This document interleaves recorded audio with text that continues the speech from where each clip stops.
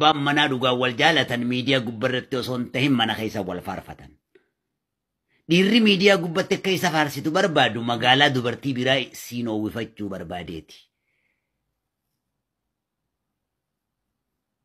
Ati teesseetuma si malee hin qabu wargaa. Siifi rabbi malee maal jetta xooxaa honash.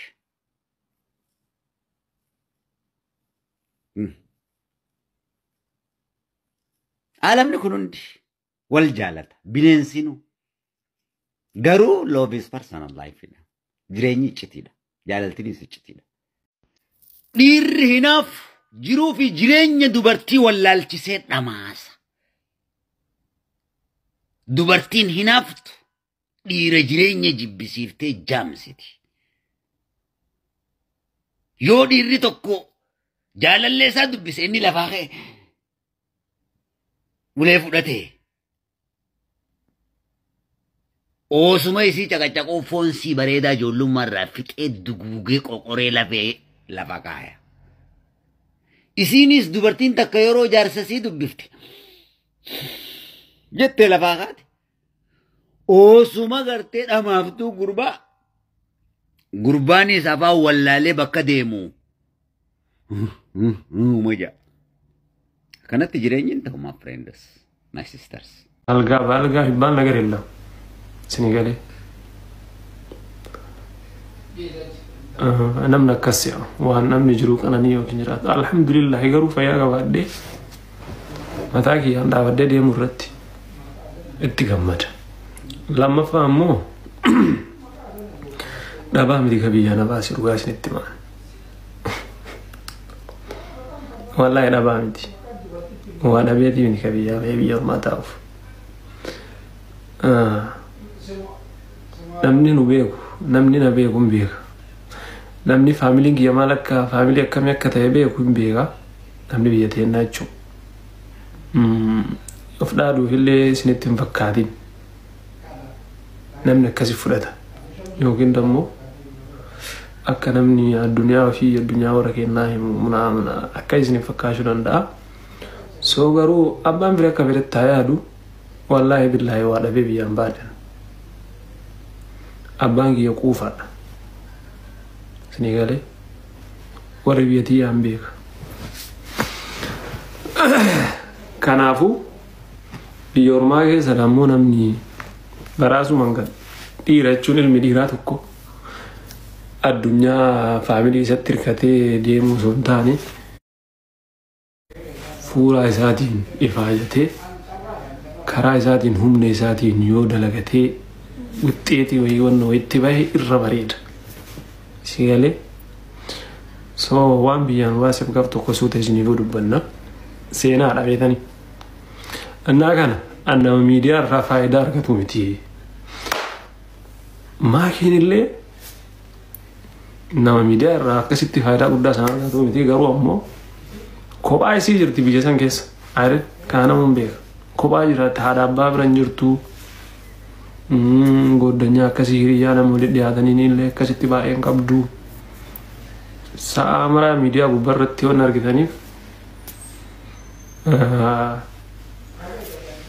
hojiin hin jiru. Biyya baqaa keessa jira. Biyya ormaa biyya baqaa jechuun Sinigalee.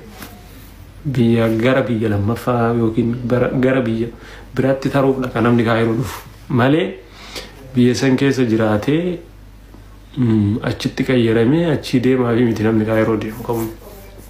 Warri kaayiroo jiru beeka baqataan marti rukaasa jiruuf biyya san keessa bahuuf biyya san keessa taruuf malee achi dhaqee achi dalagamee jijjiiradhaa fi miti. Annaa soo saniif miidiyaan isiif barbaachisaadha. Sinigalee itti bira jiraadhee namatti bohaartu hin qabdu itti bohaarti waa hedduu isii waliin taphattee isii waliin kolfitee miidhaa kana gubbadda barsi. Waan sagalee tokko beektaa kan asiin dura nuti garee keessatti haasofne wayii suuraa kee irratti dhanii asitti oofan irratti arganii wayi namni waan ammaa haasa'ee dhugumatti qalbii nama cabaa jedheen sanuma ifa yoo akka nama biraarran kaa'anne yoo akka keetitti aartitti wallaahi guyyaa takkallee tiktokii kee yookaan gubuudhaaf yookaan ammoo akka gubatullee yaadatti goonillee hin beeynu. Garuu asiin dura guruppii sana namoota hedduu waliin namoota gurguddaa ustaazota fa'aa waliin illee keessa turre yaani waa'ee micaa namni hunduu ni beeka jechuudha. Egaa guruppii ijaarree waa'ee micaa Nabi Muhammad sallallahu alaihi wasallam arrabsaa ture san irratti guruppiin sun kan ijaaramedha. Guruppii isaa achirratti viidiyoo tokko dalagee hangadhiisee sagalee qabee sana fidanii sagalee sana fidanii tiktookii ka amma gubate irratti waan waggaa tokkoyyuu akkas geenye jiraan se almost yoo nama nu baatelle viidiyoon baasee si agarsiisuu danda'a. Guruppii sanis guruppii akka waan saniif dalagamee akka ammoo sagalee sanis deebi'ee immoo viidiyoo achiif dalagamillee si agarsiisuu danda'a. Sagalee yoo akka keetitti kan natti aartu jiraate wallahi ani waan akkasii keessallee galeellee hin beeku. Namni hedduun sheernatti godhee beekta feesbuuk kanarrallee deddeemanii akkanatti ijoollee maturre isaanii maali kanarra gubanii minaamin waan akkasii haasa'anii sagalee sana irratti hidhanii sagalee sana dammoo namni hundi quba qabaa jechuun waa'ee gizee bicaan Nabi Muhammadii fi Quraana arrabsaa ture sanii tiktookii isaa irratti haa gubnuu jennee akkuma nama hundaatitti kiristaanas hin jennee musliimas hin jennee hunduyyuu guruppii sana akka seenanii ta'anatu ijaare guruppii sana fakkeenyaaf guruppii sana ijaaree seena waan waggaa dabreeti beeki ijaaree seenee namni hunda achi keessatti viidiyoo illee dalagee sagalee qabe sagalee sana achi keessaa fidanii akka waan namni tiktookii kee yookaan ammoo nuti irratti tukurati goonee gubnee wayitti sagalee sana walii gadhoofaa tura yoo argitee saniif jecha namni namatti muufatan beekamu beekta waan irraa quban qabne yeroo dhagaye jedheeni saniif sitti odeer gaddee ani immoo nama tiktookii keetiin miti nama Oromoo biraatiyyuu nama Oromoodhaaf dubbatu yookaan nama Oromoodhaaf yeroo dheeraa Oromoodhaaf dubbachaa ture irra gubuu yaaduu miti jechuu barbaadeen warra jala jiru ni beeytanii gizee guruppii sana hiine jechuudha sababa mucaa awwalee jedhamu saniiti ni beeytan jedhee yaada sagalee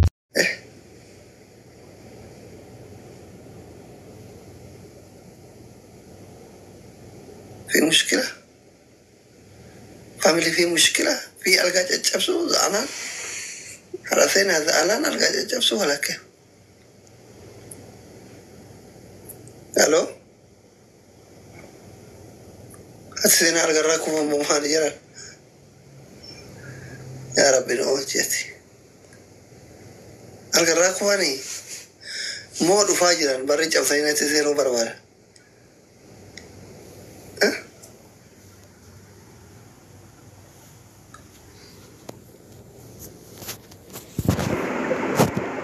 ايش اقرب في الفيلم كراسي يلا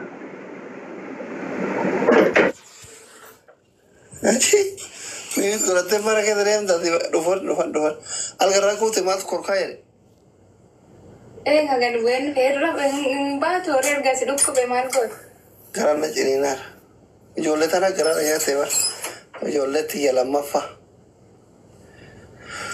situ situ jarak timatare bela emo ukai fana ada wala le awan ku te ya kalbin da bade karena na dukwar kana pe ide ruftega la wa ke wa olmo kawra da mu din tuna citta yar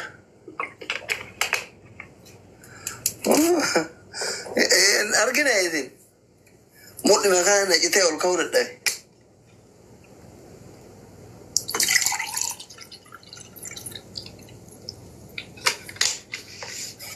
kolba umman mata tsada kawuti